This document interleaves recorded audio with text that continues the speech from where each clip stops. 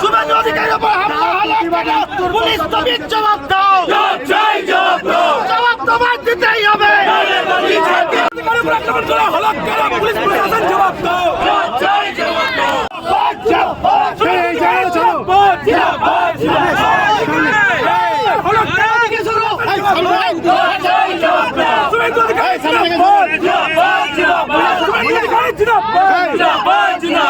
অধিকারীর উপর আক্রমণ করা হলো কেন? পুলিশ প্রশাসন জবাব দাও। জবাব তোমায় দিতেই হবে, জবাব তোমায় দিতেই হবে, জবাব তোমায় দিতেই হবে।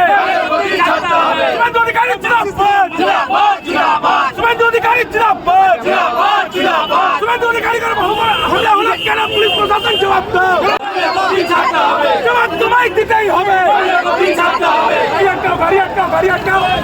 জবাব তোমায় দিতেই হবে। শুভেন্দু অধিকারী জিন্দাবাদ, শুভেন্দু অধিকারী জিন্দাবাদ, বিজেপি জিন্দাবাদ।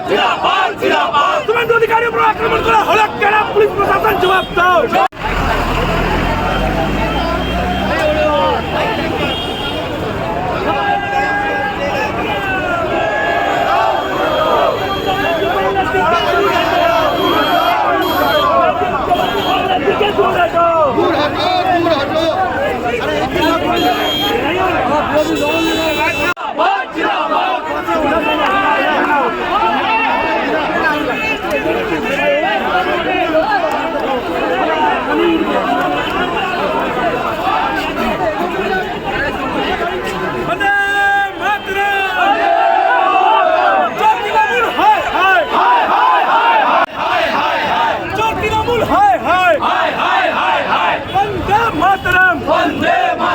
बीजेपी जिंदाबाद, वंदे मातरम, वंदे मातरम।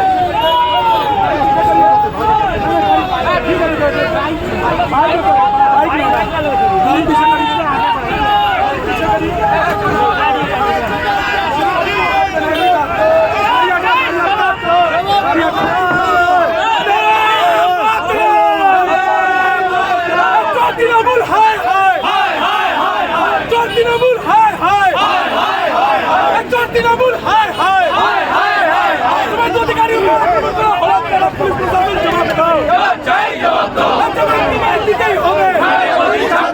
শুভেন্দু অধিকারী জিন্দাবাদ, শুভেন্দু অধিকারী জিন্দাবাদ, শুভেন্দু অধিকারীর উপর হামলা হলো কেন? শুকিয়ে দেয়, জবাব তোমায় দিতেই হবে, জবাব তোমায় দিতেই হবে। শুভেন্দু অধিকারী জিন্দাবাদ,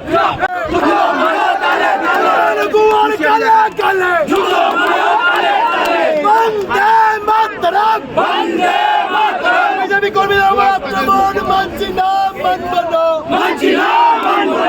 দিকে দিকে শুভেন্দু অধিকারীর উপর আক্রমণ মানছি না, মানব না, সাধারণ বিজেপি কর্মীদের উপর আক্রমণের বিরুদ্ধে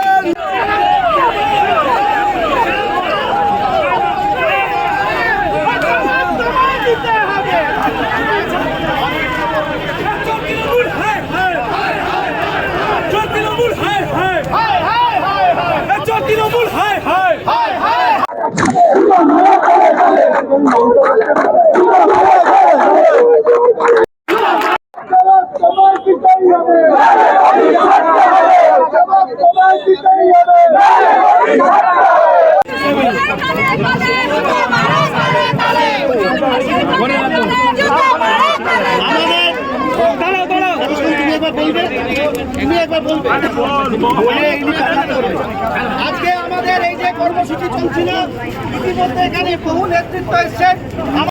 আপনারাও চারিদিকে রাস্তা অবরোধ করবেন, আজকে রাস্তা অবরোধ করবেন, তার চালাবেন, প্রতিবাদ করবেন। তার কারণ তৃণমূল ভয় পেয়েছে।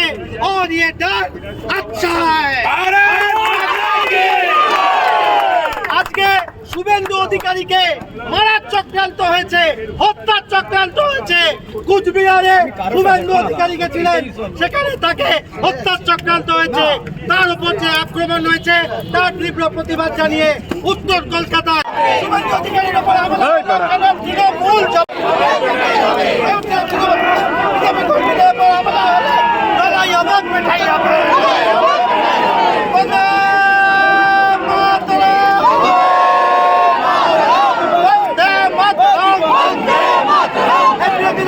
শুভেন্দু অধিকারীর উপর হামলা হলো কেন? কোনো বিজেপি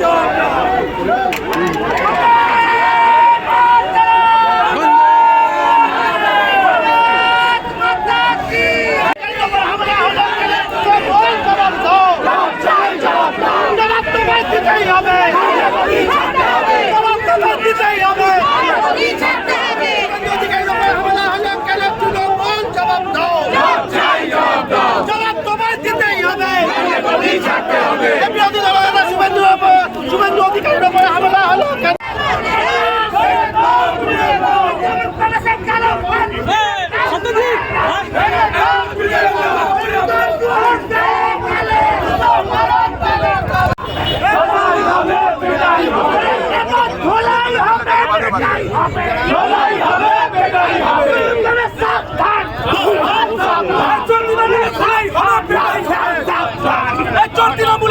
তৃণমূলের ধোলাই হবে পেটাই হবে, ধোলাই হবে পেটাই হবে। শুভেন্দু অধিকারীর উপর হলক কেন পুলিশ প্রশাসন জবাব দাও। আলিপুরদুয়ারে শুভেন্দুর উপর হলক কেন পুলিশ প্রশাসন জবাব দাও। জবাব তোমায় দিতেই হবে। পুলিশ তুমি হুঁশিয়ার, তৃণমূল হুঁশিয়ার। এবং এই অগণতান্ত্রিক পদ্ধতিতে আটকানোর প্রতিবাদে আমরা আজকে রাস্তায় নেমেছি এবং বিরোধী দলনেতার উপর যে হামলা হয়েছে তার তীব্র নিন্দা ধিক্কার জানাই। সারা উত্তর কলকাতা জুড়ে অবরোধ চলবে, প্রত্যেক মোড়ে মোড়ে অবরোধ চলবে, প্রত্যেক পাড়ায় পাড়ায় অবরোধ এবং রাস্তার মোড়ে মোড়ে আগুন জ্বলবে। এবং কোনো কার্যকর্তা বা কোনো নেতার উপর যদি কোনো রকম ভারতীয় জনতা পার্টির কোনো কার্যকর্তা বা কোনো নেতার উপর যদি হামলা হয়, একই জিনিস একই রিয়াকশন চলতে থাকবে। আমরা আর এই আক্রমণ মেনে নেব না। তৃণমূল ভয় পেয়েছে, আর এই ভয় পাওয়ার রাজনীতি ওরা ভীতি ছড়ানোর চেষ্টা করছে, সন্ত্রাসের রাজনীতি করার চেষ্টা করছে। এই সন্ত্রাসের বিরুদ্ধে আমরা পুরোপুরিভাবে রাস্তায় নেমে পুরো কলকাতা স্তব্ধ করব।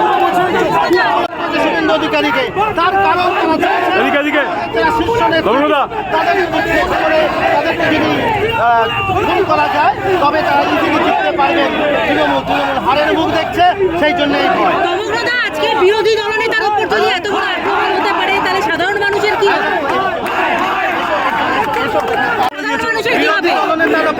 যেভাবে হামলা হয়েছে, ওনার জীবন নেওয়ার চেষ্টা হয়েছে, প্রাণ নাশের চেষ্টা হয়েছে এবং বিরোধী দলের উপর যে আক্রমণ হয়েছে তার তীব্র ধিক্কার জানাই এবং সারা উত্তর কলকাতা আমরা স্তব্ধ করে দেবো। এটা চক্রান্ত বলছে, এটা চক্রান্ত বলছে, এটা তৃণমূল চক্রান্ত। বিরোধী দলনেতাকে হত্যার চক্রান্ত করা হয়েছে।